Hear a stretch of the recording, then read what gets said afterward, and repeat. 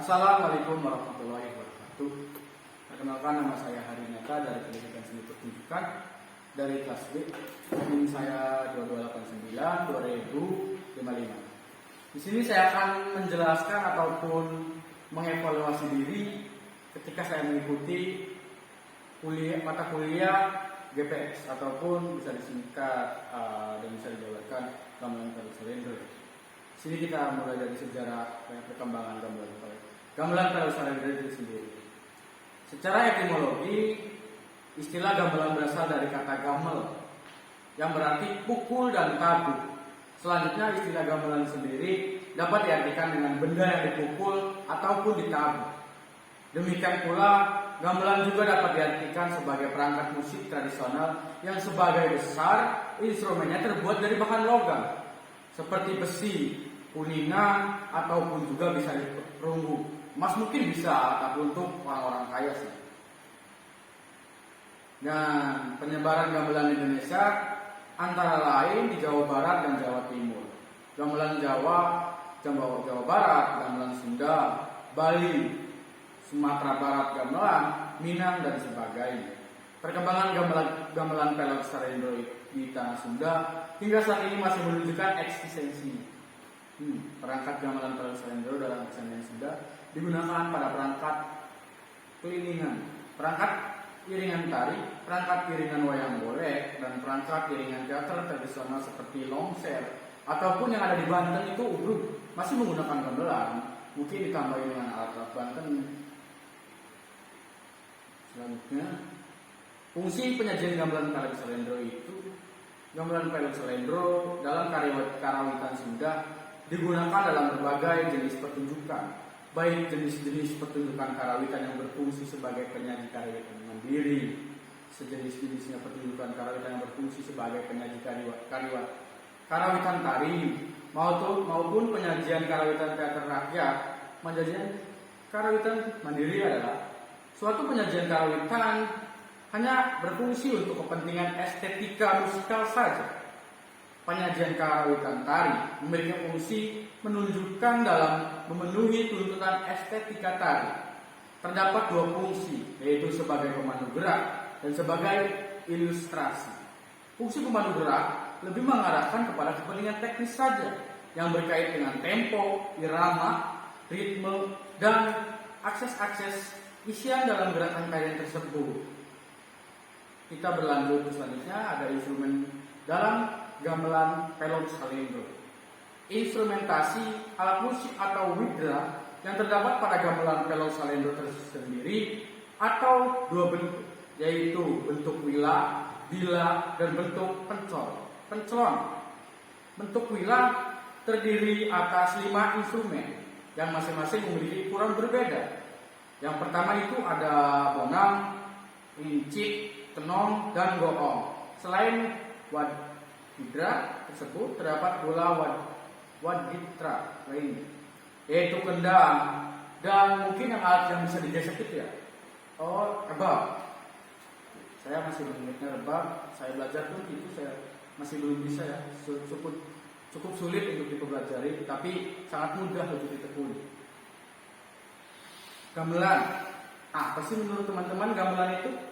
Sebenarnya memiliki pengertian yang menunjukkan pada alat instrumen musik. Oleh karena itu, pengertian gamelan belum dapat menjelaskan apa-apa tentang musiknya. Bahkan belum dapat pula dikaitkan dengan ciri khas budaya tertentu. Sekalipun setelah kata gamelan tersebut dibubuhi kata lain seperti gamelan Jawa, gamelan Bali, gamelan Sunda, ataupun gamelan dari mana kan? Pengertian gamelan tersebut belum dapat menjelaskan secara profesional, masih terlalu umum dan kabur. Sementara di beberapa pihak istilah gamelan selalu memiliki pengertian serta selalu dikaitkan dengan budaya tertentu, etnik tertentu, bahkan jenis musik tertentu. Seperti kita ketahui bahwa ciri khas suatu karya musik tidak bisa dipandang sepenuhnya dari instrumen yang digunakan, namun akan lebih jelas jika kita dilihat dari penggunaan sistem musiknya. Begitu pula dengan musik gamelan sebagai contoh antara gamelan Pelog Salendro yang digunakan di Jawa dan di Sunda. Baik dilihat dari jumlah instrumennya, warna suara, bentuk, dan lain-lain. sebagai saat ini boleh dikatakan kurang lebih sama. Akan tetapi karakter serta sistem musiknya sangat berbeda. Apalagi jika kita mengamati pada setiap karya, terutama karya-karya baru yang telah diciptakan akhir-akhir ini. Bahkan pada dasarnya, sudah tidak penting lagi bahwa alat gamelan ini berasal dari mana, bagaimana sikap dan memproduksinya, bunyinya, dan lain sebagainya. Jadi Indonesia masih memiliki beban-beban prasangka yang terkadang menghambat perkembangan musik gamelan yang sebenarnya dapat berkembang jauh, lebih terbuka, lebih kritik tentang perkembangan musik gamelan di Indonesia. Pernah dikemukakan oleh Suka Harjana, antara lain gamelan itu di satu pihak masih selalu diwaspadai dan diprasangkai oleh pihak lain, atau bisa dengan agak sedikit bahasa Inggris, the otherness. Di lain pihak masih terlalu disepakati atau diklaim sebagai milik oleh suatu kelompok masyarakat. Bahkan gamelan itu kan mungkin sejarah dari Indonesia, bahkan diklaim-klaim dengan negara lain. Fenomena musik gamelan ini yang ada di Indonesia dilihat dari sudut perkembangannya, memiliki persoalan yang cukup kompleks. Apa yang dianggap baru oleh seniman Sunda belum tentu diakui oleh seniman Dayak. Lain begitu pun sebaliknya. Pertanyaan ini sebenarnya mencerminkan sikap kepihakan seperti yang dijelaskan pada kutipan di atas. Sikap berkepihakan itu sampai saat ini masih terjadi, terbukti oleh karya yang dianggap baru sebagai ini yang seolah-olah masih terbebani oleh masa lalu ataupun tradisi.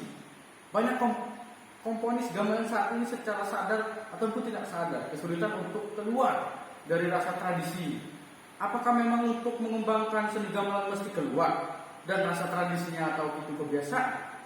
Bagi suatu orang sih hal itu penting untuk dilakukan sebagai sebuah sikap serta motivasi untuk mencari kebaruan tanpa harus terbungkung oleh vokabuler atau repertoire yang telah menjadi tradisi jika tradisi dipandang sebagai suatu tradisi. Gamelan punya potensi untuk berkembang lebih jauh melewati batas-batas kesamaan budaya sendiri, tetapi ia belum dibebaskan dari rasa minder secara sekarang. Budaya etnis, teori-teori harus dikembangkan, konsep-konsep harus diperbarui, tokoh-tokohnya harus dibangun dengan mimpi-mimpi proyek. Gamelan harus diterlisin dari bayang-bayangan sugesti, rasa kedaerahan yang secara kultural sangat sempit. Selanjutnya, salah satu hambatan lain pada perkembangan musik gamelan yang ada di Indonesia ini. Musik gamelan ini adalah kurangnya sadar serta perhatian pada perkembangan struktur gramatika musik. Hal ini disebabkan karena kurang dilakukan telah musik yang telah diciptakan, baik karya tradisi maupun karya baru, atau sekarang mungkin disebut dengan musik modern ya. Mungkin yang gamelan campur-campur gitar itu menurut saya sih bagus saja. Tapi jangan menghilangkan tradisi-tradisi gamelan. Selanjutnya, masih dalam persamaan pendapat di atas berkuat oleh pendapat SD Humardi, yaitu notasi adalah identik dengan pemalasan penyeragaman, pembekuan kreativitas dan pengebirian kepekaan musikal. Sementara alasan Bapak Humardani didasari atas yang dikemukakan oleh Suka Harjana sebagai berikut. Cukup banyak karya-karya baru dan lama dari para pecinta musik seni di Indonesia yang bagus-bagus hilang atau dilupakan begitu saja karena tidak ada dokumen-dokumen tertulis otentik memandai yang mungkin untuk bisa dilacak kembali melalui studi kearsipan manuskrip. Selanjutnya, mungkin istilah Fellow Salendro menunjukkan pada penguatan laras sebenarnya, istilah dari Jawa Tengah. Begitu juga wujud gamelannya yang hampir serupa bahkan sama dengan gamelan Fellow Salendro Jawa Tengah. Orang Sunda menyebutnya kedua laras itu dengan sebutan melong dan nyalindro yang berarti mirip pelong dan mirip salindro. Namun demikian gamelan itu hanya sebuah unit instrumen saja. Walaupun wujudnya dapat dipastikan berasal dari Jawa Barat ataupun Jawa Tengah, orang-orang Sunda menggunakan dengan cita rasa estetika budayanya sendiri tanpa mencontoh yang udah ada gitu. dia membuat sebuah karya ataupun sebuah musik dengan karyanya, dengan keberagaman yang ada di daerahnya. Dalam jenis juga musik kelilingan ataupun Jawa Kaleneng, banyak repertoire karya terdapat pada gamelan berlaras nyalendro. Sedangkan penggunaan laras melok biasanya hanya merupakan semacam transposisi untuk memainkan beberapa repertoire agar memiliki suatu lainnya. Dengan demikian, penggunaan laras melok biasanya hanya merupakan semacam transposisi untuk memainkan beberapa repertoire agar memiliki suasana lain. Menurut teori R.D. Mahyar Angga Kusmadinata bahwa beberapa laras yang sering digunakan dalam musik Sunda berdasarkan pada laras salendro. Untuk lebih jelas, berikut ini tentang laras salendro dengan laras lainnya. Mungkin kita sebut mungkin ada 2 buah sarong. Mungkin nanti saya tampilkan gambarnya. Ini adalah contoh gambar dari gamelan ataupun sarong 1. Ini contoh gambar sarong 1.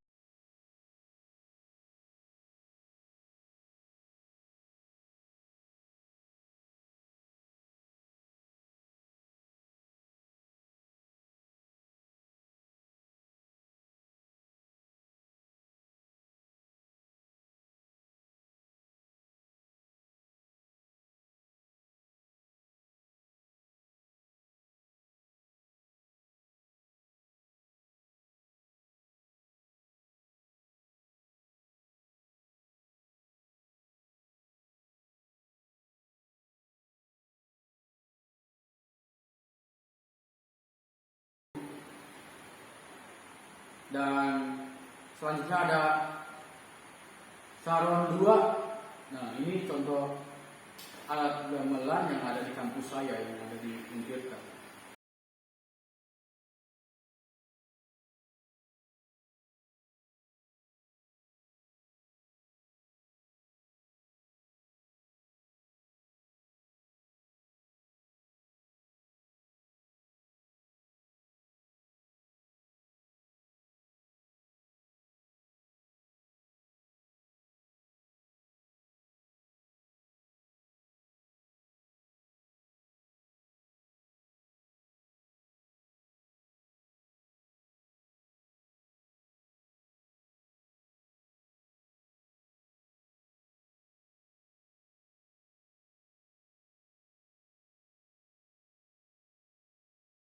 Itu ada juga peking. Ini peking.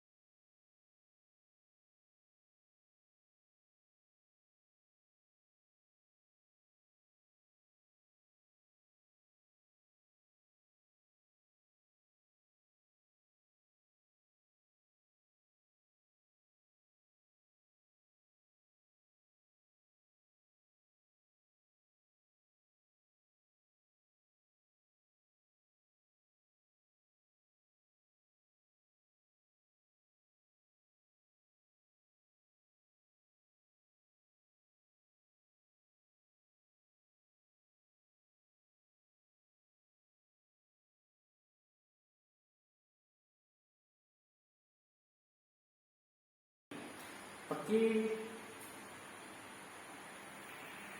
Selanjutnya ada juga dengung.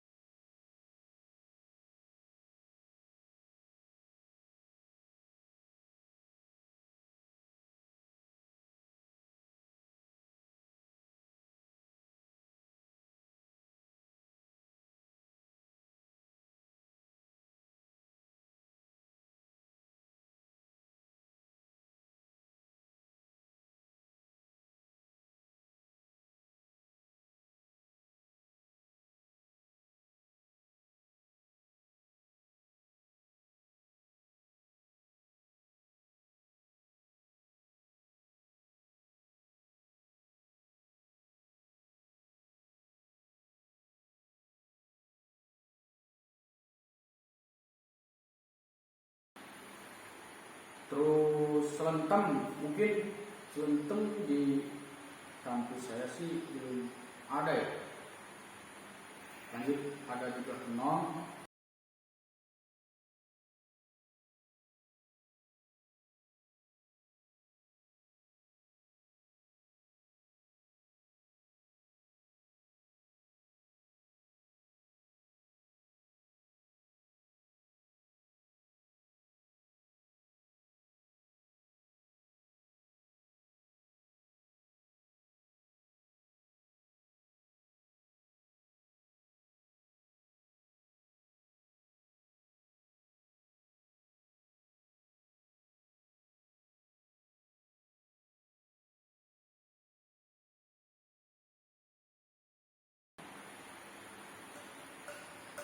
Ada juga Bon.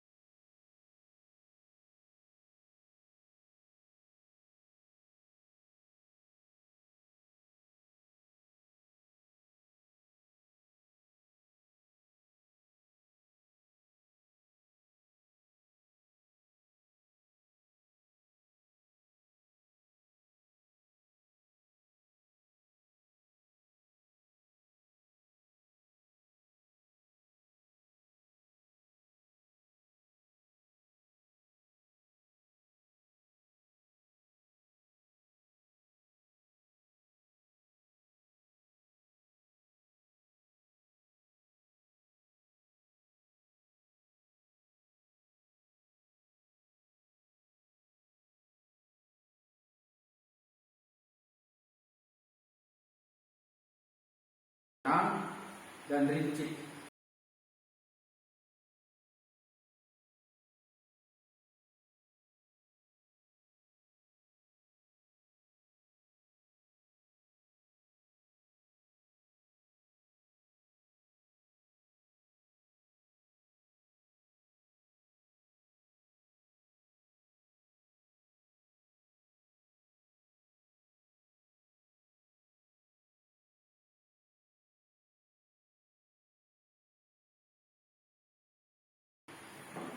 Terus juga Gong Ageng dan Gong Empung. Ini Gong Ageng dan Gong Empung.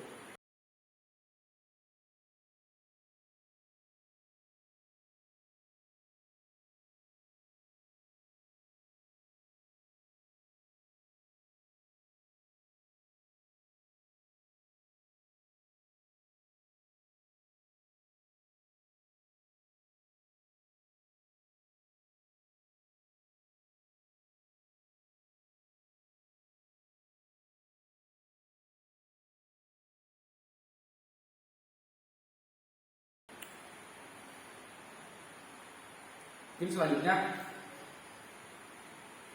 kita di sini akan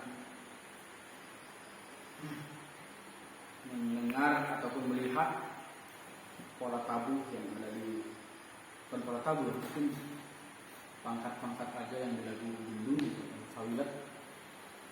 Dari mungkin dilihat dari gambar saja, di sini ada notasinya. Ada dari lagu Pulu-Pulu Gancang, ada juga Cangkurileng,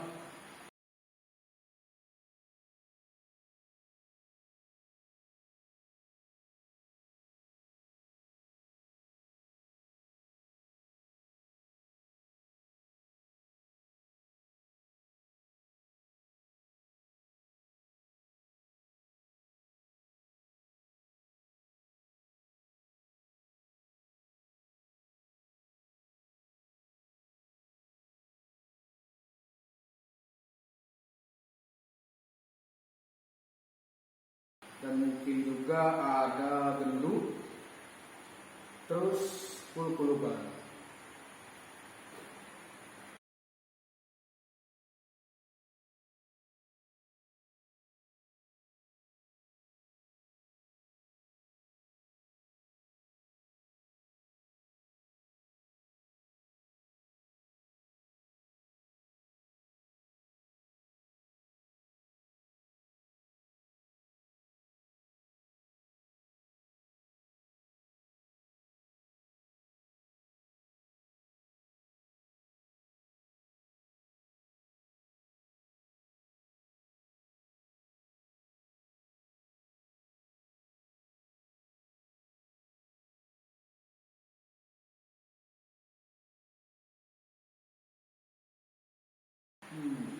Sini juga gamelan Taruh Salendro yang saya pelajari dari kampus itu ada sebuah pukulan gong yang dimainkan oleh bapak dosen kita yang ada di Senda Kasik ya, atau seni pertunjukan kita oleh Bapak Rian Permana. Ini tukang goongnya nanti saya tampilkan. Mungkin saya belum bisa memainkan goong itu, tapi saya setiap hari mendengarkan suara-suara tabuhan dari Bapak Rian itu ya. Contohnya kayak ini, dopak to do do do do do bapak to do. Ini tuh. Nong ning nong dong ting ting dong. Pangkat dong ting ting dong. Setelah pangkat peng pak ting ting pleng ting pak ting peng peng pak det dong peng ting peng pak tung tung tung tung pleng tung pak be peng bang det ting dong. Ulangi. Peng pak ting ting pleng ting pak ting peng peng pak det dong peng ting peng pak tung tung tung tung pleng tung pak be peng bang det ting dong. Isian tung pleng tung bang be peng pak tung pak tung pleng bang be peng bang det ting dong. Ulangi. Peng pak ting ting pleng ting pak tung pleng tung bang be peng pak tung pak tung pleng bang be peng bang de ting dong. Itu isian untuk diulang-ulang. Berikutnya yang terakhir penutup ya. Peng pak ting ting pleng ting pak bang tung peng dong pak ting dong pak bang peng bang ting ting pleng dong pak de ting pong ting ting dong. Ulangi. Peng pak ting ting pleng ting pak bang tung peng dong pak ting dong pak bang peng bang ting ting pleng dong pak de ting pong ting ting dong. Setelah kita mendengar pukulan tabuh gendang yang diperagakan oleh Bapak Rian Permana selaku dosen yang ada di pendidikan seni pertunjukan kita gamelan Taruh Salendro, kita juga mempunyai sebuah rekaman bahwa memberagakan lagu Kulu-Kulu Gancang Lara Salendro irama satu lilet. Ya mungkin lagunya akan saya setel lagunya audionya saja, videonya mungkin nggak ada. Ya kita setel saja lagunya Bapak Rian yang memberagakan.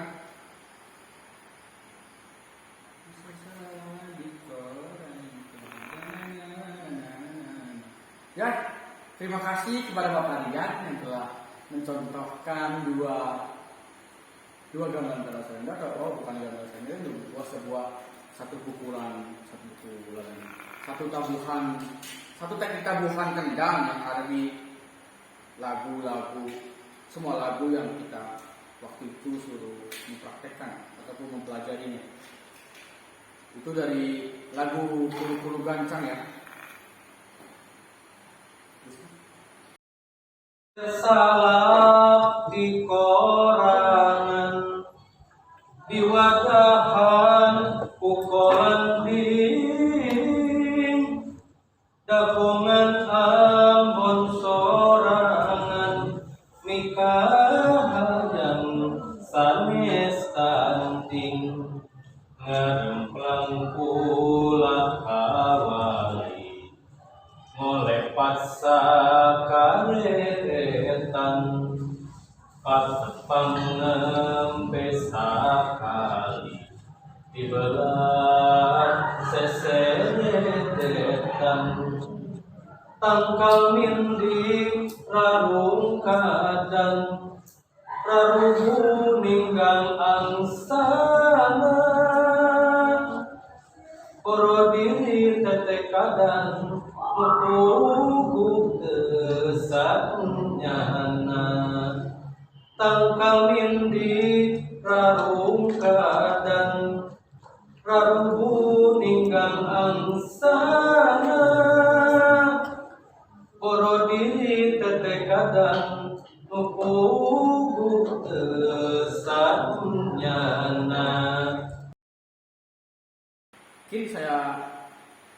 bisa menampilkan sebuah karya, tapi itu hanya terlihat audionya saja. Mungkin yang kesalahan waktu kita sebelum memasuki masa pandemi ini, saya kurang agresif ya dalam memainkan alat musik ataupun mungkin apa ya, nggak ngerekam gitu lah, mungkin bisa mendengarkan saja contoh lagu gendut mungkin ya. Nanti saya akan tampilkan audio saja, semoga teman-teman atau bapak ibu di mana saja, siang malam sore, semoga bisa mendengarkan lagu yang telah dimainkan oleh anak-anak yang dipertunjukkan. Ada gendu, mungkin lagu gendu itu sudah terngiang-ngiang di saya ya waktu UTS. Cukup wow, tapi menarik untuk dipelajari.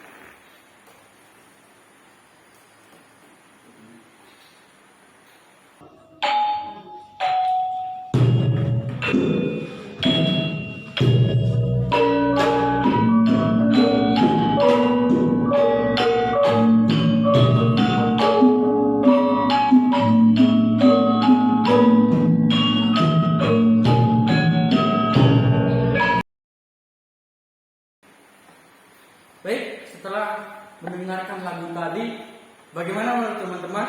Asik sekali bukan? Ada tabuhan gongnya, ada dari kendangnya, mungkin ditambahi suara rebab, makin mantap itu, makin sahdu. Saya pun mendengarnya itu mau tidur sebenarnya. Ya, mungkin ada contoh-contoh lagu lainnya ya. Mungkin saya bisa menampilkan satu atau dua lagi yang saya pelajari, yang ada di pendidikan seni pertunjukan.